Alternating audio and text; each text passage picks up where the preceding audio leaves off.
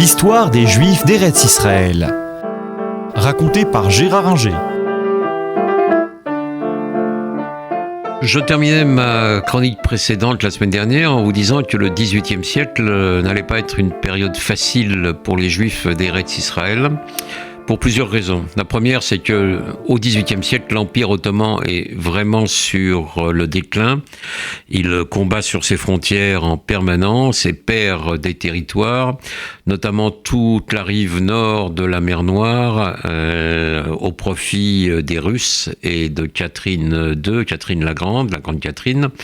Et ces guerres permanentes contre les Perses, les Russes et les Autrichiens également se traduisent par des difficultés innombrables et un désintérêt complet de la part des sultans pour cette petite province perdue qui est la Palestine. Eretz Israël va être également frappé par toute une série d'événements sombres, des tremblements de terre, notamment à Sfat, qui perd là complètement son intérêt pour la vie juive. Il y a très peu de familles qui restent là parce que la ville est vraiment ébranlée, sinon détruite, par deux tremblements de terre.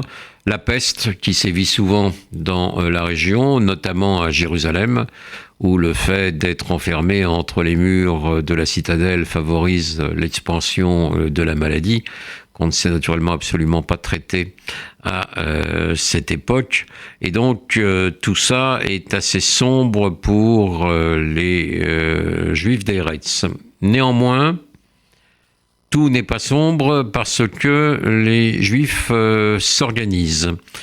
À Constantinople se met en place un système de caisses qui permet aux Juifs qui veulent émigrer en Eretz ou bien faire des pèlerinages, parce que la mode des pèlerinages à ce moment-là se développe. Cette caisse leur permet d'avoir des fonds pour pouvoir accomplir leurs devoirs religieux.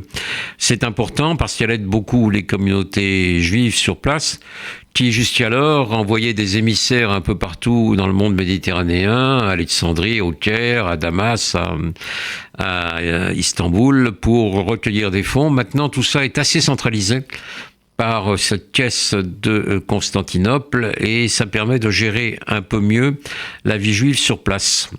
Je parlais de pèlerinage pour de nombreux juifs parce que le phénomène chassidique qui touche l'Europe orientale à partir de la deuxième moitié du XVIIIe siècle, sous l'égide du Becht, le Baal Shem Tov, le maître du bon nom, ou du saint nom,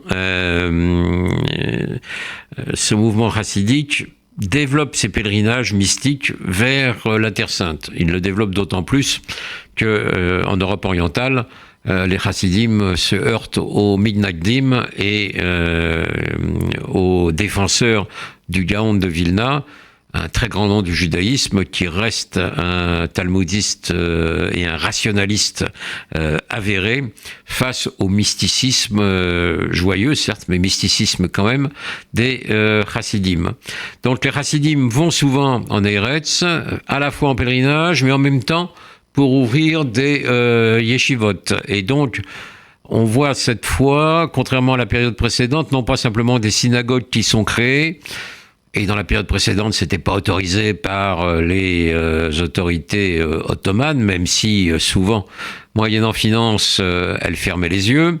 Là, il crée des yeshivot qui se développent, qui se font concurrence, et on a un rééquilibrage de la population qui, jusqu'en 1720, était notamment pour Jérusalem, essentiellement une population séfarade, les Ashkénazes ayant été chassés par les Turcs et les Arabes. il aurait été facile de les reconnaître puisqu'ils portaient le vêtement traditionnel des pays d'Europe de l'Est, comme ils continuent à le faire d'ailleurs aujourd'hui à Jérusalem. Et donc certains d'ailleurs ont dû s'habiller en séfarade pour pouvoir rester dans la ville. Là, à la fin du XVIIIe siècle, la situation s'arrange et les chassidim, et donc très majoritairement, sinon exclusivement ashkénazes, arrivent à Jérusalem. En Galilée, la situation n'est pas mauvaise non plus à la fin de la période, parce que il y a un bédouin qui a pris le pouvoir dans la région, Daïr al-Oumar, et il protège les Juifs parce qu'il a compris que ça permettait de développer le commerce, et il reconstruit les murailles de Tibériade où les Juifs reviennent, notamment les Juifs de Sfat ou des villages de Galilée, où il y a toujours eu, depuis l'époque byzantine, des petites communautés juives, et là, elles ont tendance à disparaître pour aller à Tibériade. Ce qui fait que, à la fin du XVIIIe siècle, la population juive en Palestine a augmenté, et à Jérusalem, on trouve à peu près 2000 juifs sur 9000 habitants. Jérusalem n'est pas une ville très prospère à cette époque-là, mais cette fin du XVIIIe siècle marque une remontée importante ou relativement importante de la population juive. Et à l'extrême fin du XVIIIe siècle, on va assister à un phénomène nouveau. L'Occident et les grandes puissances occidentales vont s'intéresser de beaucoup plus près à la région de Palestine et donc à Eretz Israël.